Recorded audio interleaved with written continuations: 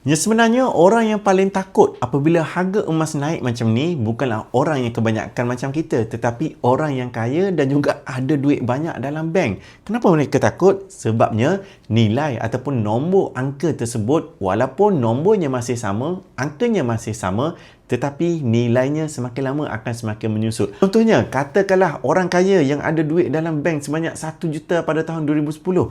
Pada masa tersebut, dia akan dapat lebih kurang 5 kilogram emas. Sebab apa? 1 kilogram bernilai lebih kurang 200,000 pada masa tersebut.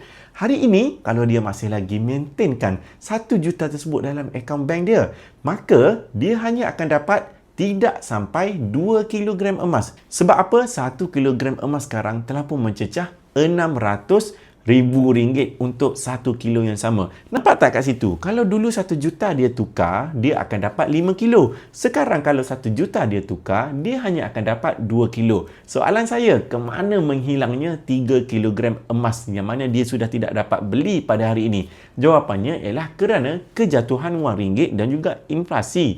Kerana apabila kita nak mendapatkan sesuatu barang itu tetapi kena bayar harga yang lebih mahal, itu tandanya kejatuhan ataupun kemerosotan nilai sesuatu duit tersebut. Jadi, anda yang ada duit dalam bank tersebut, tak risau ke kalau ada duit banyak tetapi nilainya semakin lama semakin merosot?